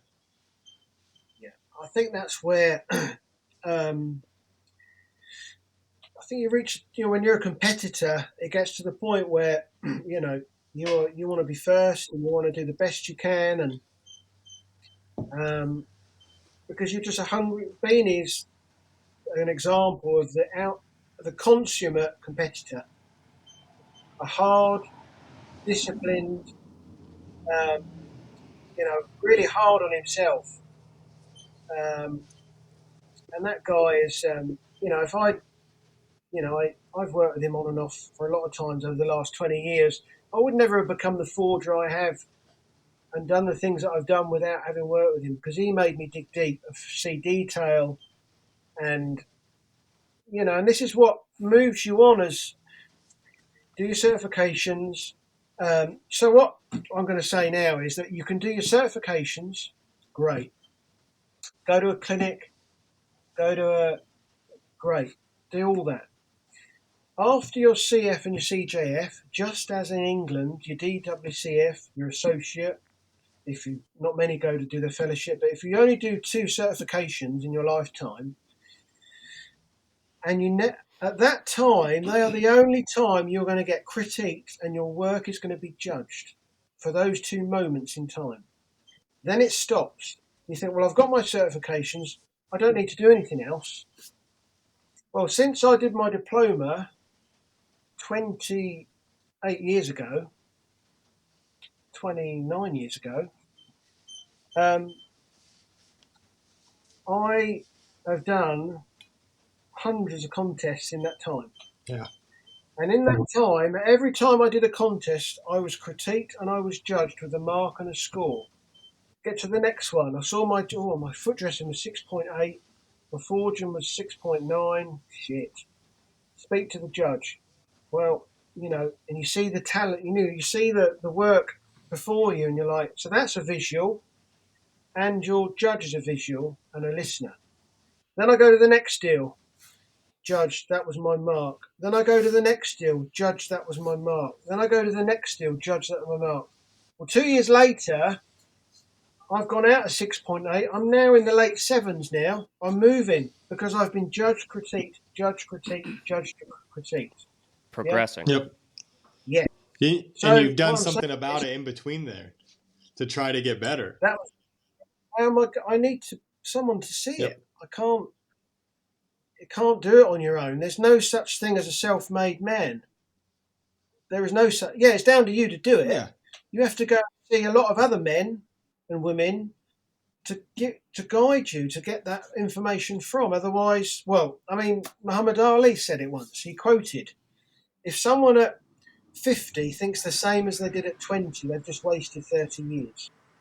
Well, if I was 20 and did my diploma and I got to 50 and never did anything that 30 years, I would have been the same as I was then. I Yep. couldn't be that standard at 50 from not filling up those 30 years because there's no getting out alive. We've only got one go at it. Yeah. So, Why settle so for what I'm saying complacency? is, that was my judge every year, show to show, getting together with teams, getting together, watching people. It created me as a human, created me as a tradesman, and I met some wonderful people, and I still do meet incredible people. And I feel the same about it as I did when I was 20, and I'm still that student mind as when I was 20. Yeah. So kind of a question that I had also, kind of going back to like the diplomateship and the regulations.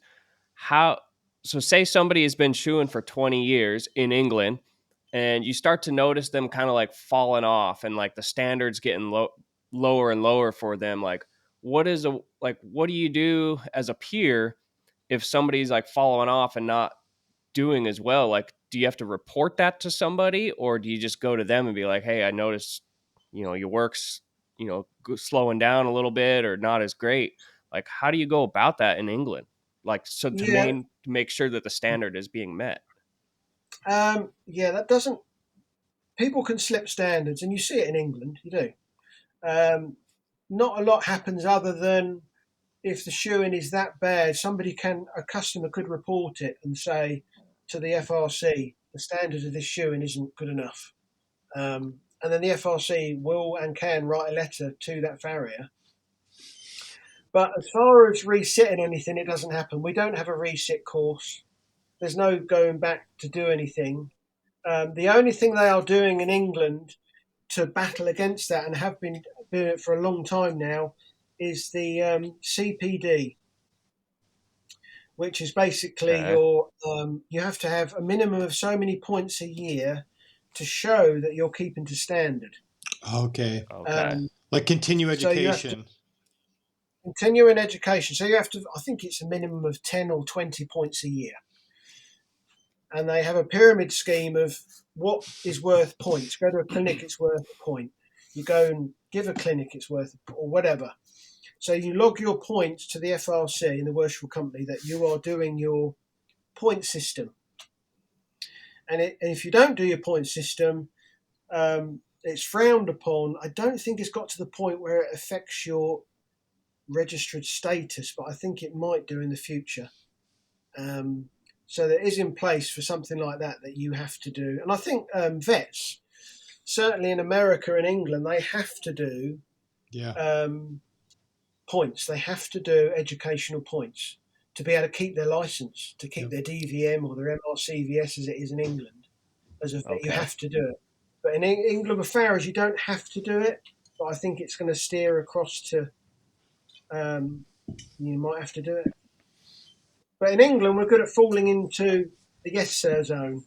Because we grow up in a system that we respect, that you have to do the training, you have to qualify in it, that if they did invoke those, some would kick off, but if it was part of it, they would have to do it. Yeah. Because it's part of their registration. Yeah. It's not, So it's also, not the wild, wild west. Yeah. No, it's not. So it's kind of like an uneducated man myself. You're the first person that I have seen like get the honors. So what exactly does that mean? Like when somebody receives honors? So honours is basically you get over, I think it's over 86 or 87% in all the aspects of the exam you've taken. Okay. So particularly when I did my fellowship practical, I did that first. I achieved honours in that. They told me that afternoon once I'd done all their marks. And then I wrote the paper, and then I executed the lecture. I got a high score for that, and then got a big score for my. They then ask you to do a lecture with only an hour's preparation in anything in farrier. They give you a title. So then once I'd done my practical, I then wrote my paper a couple of years later, submitted that, and then you go there, you defend your paper for 20 minutes, and you do that, and then they give you a title in farrier, anything. You have 1 hour to go in a classroom and build a PowerPoint. Wow. And execute that in 20 minutes to a standard. And then you've obviously got they've obviously marked your paper. That got a high mark. And then you've got your shoe board. So you present your shoe board, and that has to be certain forging elements to standards in all the shoes and stuff like that. So honours was unexpected, but I was very much, when I went and did my practical, my fellowship, I didn't treat it like, well, today's an exam, and I've prepared for the exam, and I'm going to sit the exam. I stood there about 10 minutes before my time. They stood there in their judges' coats. It's the last time I'm going to sit a certification in the highest certification in the world in farriery under the Welsh Sho company. And the pressure I put on myself was, I'll never forget it. I was stood in front of the fire, just managed to make sure the fire was ready to go. My steel was cut. And I'm looking at the horse and I'm thinking, now I have to let the Welsh Sho company know what I've been doing for 32 years. Let that show now for itself. This is me after 32 years from my very first starting to this is the end. This is the end now. And I have to make it count. So for that 2.25 hours, I was intent on, this is my 32-year journey, and I'm going to give it everything I've got. And that really sort of spurred me on.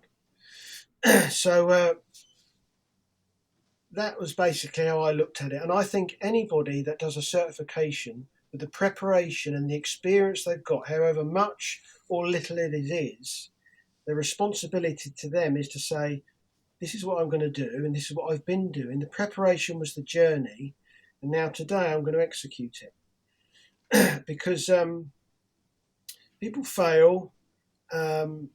People are frightened of failure. I wasn't frightened of failure because I'm not saying I'm getting above myself now, but I'd done so much preparation, I had a lot of years behind me, that the small stuff of cutting the right amount, those days are gone. I can get that down within reason, because success always starts at the ruler. I knew my ruler was right. I'd done the preparation. I knew I could dress feet. I knew I could nail on. I knew I could forge shoes. I knew I could finish shoes. My competition career taught me to be able to finish in time. So I just wanted to bring the highest standard I could to all of those elements and show 2 shoes, 2 feet, 32 years. And that's what got me the honours, really. That's what got me out of the blocks. And I think if you go with that mindset of believing in your preparation, the preparation is that preparation, whether it's certification, failure. You fail your CJF. Oh, I failed my CJF. I'm going to retake it. Well, okay, don't be down on it, because the preparation you just did is going to carry you forward to the next time you try and sit it. Yeah. It's going to make you a better student. Mm-hmm. Yeah. So it's fair. You don't get a ribbon at a contest, so you don't do quite as good as you wanted to. All those tens of dozens of hours of practice are still there, ready for you to go to the next contest. Ready for you to go to the next contest. So it's all relatable. So going back to the fellowship, yeah, it was a surprise, but it was the icing on the cake, because I'd done myself justice in those 32 years, in that moment in time, on that day. and I think it's only there's only 5 guys that have achieved it in 60 years. The honours, and there's only 3 living. Oh man. Oh wow. That was like, okay, I did my job, and because I'll never do another certification now. It's all done. But yeah. So are you able to indulge what you in your practical on those feet that you shod? What did you have to do for those feet? Like So how what the shoes did you fellowship? have to put on or Yeah, fellowship. You basically they inspect a horse that has got an issue, and it was at Melton Mowbray, which is the Animal Defence Centre for the military. They have a lot of the military start horses there. It's also a bit of a rehab place for the military horses. So they brought out a tall military black horse. He must have been 17-1. He was a big guy, young horse. I heard them trotting him up outside. They had the veterinary report, and they said, basically then called me outside, and they said, they asked you what to shoe. So they say, look, we want you to shoe this animal behind. I said, okay. He's got we think he's got some sesamoiditis. He is a bit lame. He's under-muscled. He's doing some rehab work in the arena and on the walker. He's got some collateral, inner ligament pain collaterally. So we want you to have a think about it, see him move, and see what you think you're going to shoe him with. So I saw him move. He was a bit lame. Then he was sound. And the vet examiner was stood next to me. And you have 2 fellows examiners, farriers, and 1 chief veterinary guy. Anyway, they trotted him up, and he was a bit gangly, and he was lame, and then he wasn't lame, and he was just... Anyway, I looked up, the really tall vet, I looked up at him. He said, what do you think, Mr. Fennell? I said, I think he looks a bit confused. There was no posh anatomical words that came out of my mouth. It's the only thing that I think of. he looks confused. Well, he looks confused. So the vet looked down at me and he said, well, I've never heard of that saying for a lame horse, but I agree with you. He does look confused. So I had to think about it. I looked at his feet, quite long pasterns behind. He had bar shoes on that were too small. He was clipping his toes. So I figured out in my brain he needed some lateral help, and he needed a foundation to be able to work off. So I said to them, look, I'm going to make a pair of whip across hind bar shoes with a bit of a lateral support, quarter clip with a set toe, and I'm going to cut the inside out of the medial aspect of the shoe. So when he's working in the arena, he's working as level as he can. And I'm going to show him with this much length. So the farrier examiner said to me, you've only got 2 hours to do this. I said, well, I'd get a fucking move on. Yeah. And he laughed and he said, wait there a minute. And he went off and they having a talk. And he came back and he said, right, we're going to give you another 15 minutes. I said, right. I said, why? And he said, because we really want to see you do it. Okay. So I said, all right, that's fine. So Adrian, you're allowed a striker come with you. So my good friend Adrian came. And I'd measured the feet. I knew what I wanted.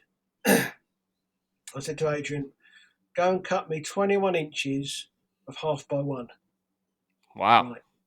So he went, because there's a massive bumping exercise going on.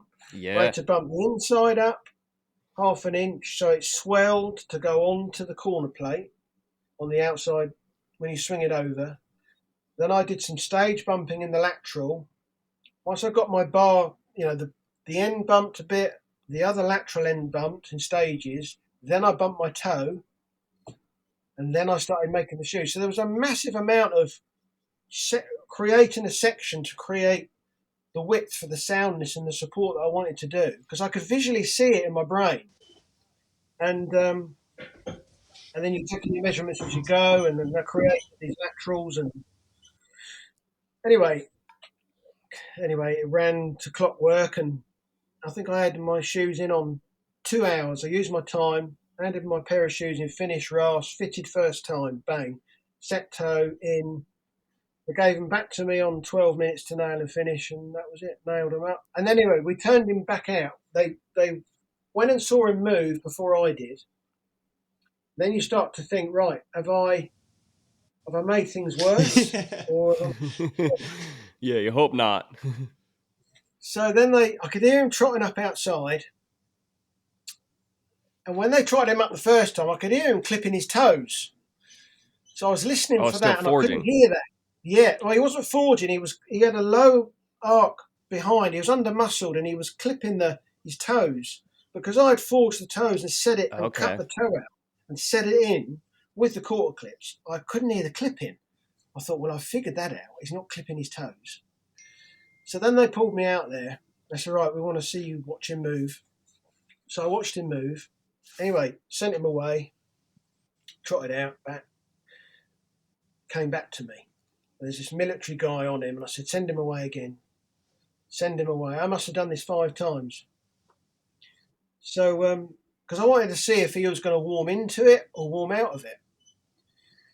Anyway, he was going sound. So the vet looked down at me and he said, so what do you think now, Mr. Fennell? And I said, before I had a chance to say anything, he said to me, doesn't look so confused now. That's said, perfect. No, did not look confused to me. And the vet looked at me and said, I would say that he is sound. I said, I think he is sound. And that was it. They took me up to the office, they did their marks, and they said, well, the exact words were, we thought the shoemaking was phenomenal and the horse shoeing was outstanding. He is now a sound horse and he has a platform to move on. And he said, we're going to give you honours. That's incredible. So that's where it started. So then it was a case of, right, I've got to keep this shit up now. Well, I came out of there with tears in my eyes, and it was like I did what I said I'd do. Yeah. I did for my own soul to a long journey. You want to do if you're doing yourself justice, you're doing the horse justice. And we both the horse and I, got a huge amount out of it because I still learned stuff on that day. I learned to be clinical. You have to learn to be clinical and execute stuff. But when it really counts, and it's your last critique, in that situation. And actually, it was a funny thing because the farrier sergeant major, the FSM, who's the farrier of the forge, I came down. He said, "How'd you get on?" And Adrian was there. I said, "They loved it." I said, "They gave me honours. The horse is sound." And the farrier sergeant major farrier said to me, "Thanks a fucking lot." He said, "Because now I've got to make those fucking shoes for the horse." It's the worst part, man. You nail something cool on, and then they want it again. Yeah. They want it again. So what was nice was I think it was about 2 weeks later, I got a package through the post, and they took the shoes off and sent me the shoes back. Nice. Oh, very cool. Nice. And said, you need to have these. We don't want these to wear too much. He's done well in them. We're going to try and emulate it, but you should have these back. So I've got them in the shop, which was nice. That is awesome. Well, congratulations, Nigel. Thank you. It was only seems like yesterday still, but from a dyslexic kid that had to leave school early to a horseshoe with honors, man. I never, the whole school thing. I failed everything at school. Everything I failed at school, so it was good to do something you love and to give that justice. Learn how to be a student. Learn how to be a student. Every day's a school day. That is. Well, Nigel, a question that we like to ask our guests is, we call it the Mount Rushmore. And it's basically, who are 4 people that you would hold in high regard or have helped you out along the way that you really, trust and look up to and that you would put on your Mount Rushmore? It would have to be I think Adrian Devro, AWCF, he embraced me as a young, just qualified kid, enlightened me to look at how to dress feet properly, and introduced me to, and basically introduced me a lot to competing as a young man. Adrian Devro, and he introduced me to Colin Smith, FWCF Honours. He was a fantastic. He was my Jedi Knight, if you like. He was I had him for 7 years as a mentor. Once a month, he would come and see us, and he was a massive inspiration to me. So Adrian and Colin for sure. And I guess there's so many other people that it's hard to do another two. But if I had to pick two, it would be probably Henry Gregory. Nobody will know Henry. Henry was a guy who was in his 70s when I was in my late 20s.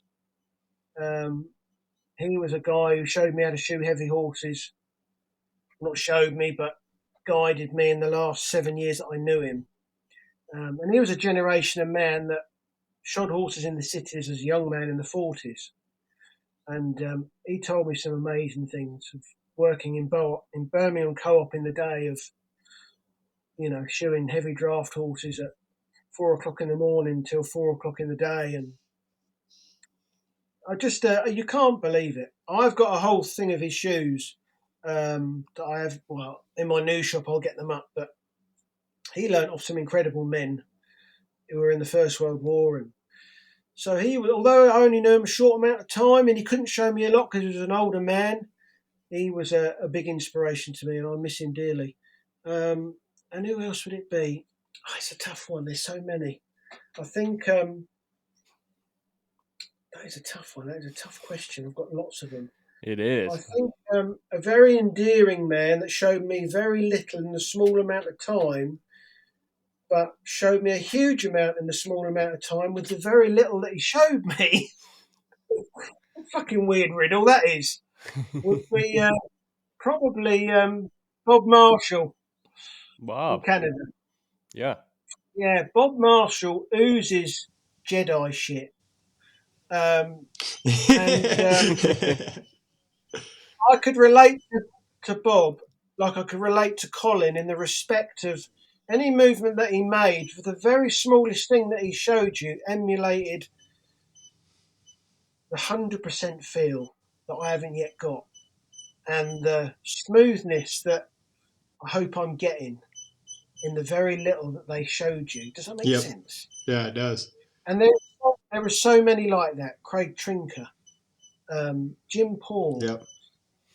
The list goes. Shane Carr. I mean, it just can't. There's so many guys I'd like to put on this. You know what I mean? Oh yeah. Yeah. Yeah.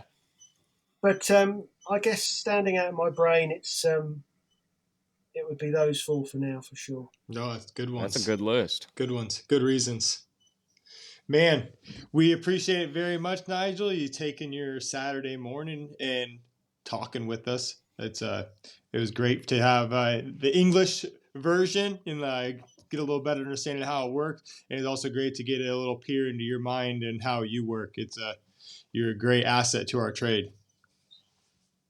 Thank you, sir. And thank you guys. You guys are carving the path, and another 30 years from now, and you guys will have a trailblazing of information. And even now, the stuff you guys are doing is incredible, especially in the day and age of, you are young guys, you are conquering the social network, and that is the biggest asset there is now, in a negative way and in a positive way.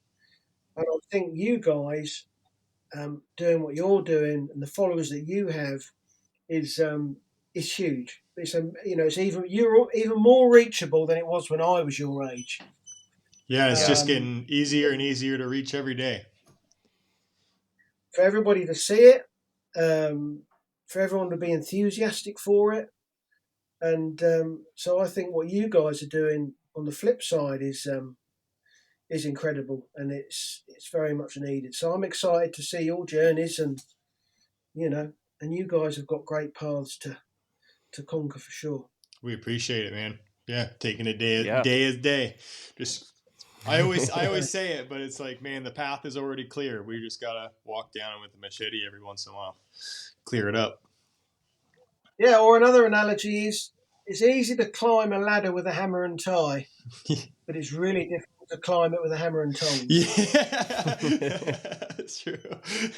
Good one. All right, everybody. Thanks for joining us for another episode, and we'll see you on the next one. Thank you, Nigel. Thank you. Take care. Thank you, guys.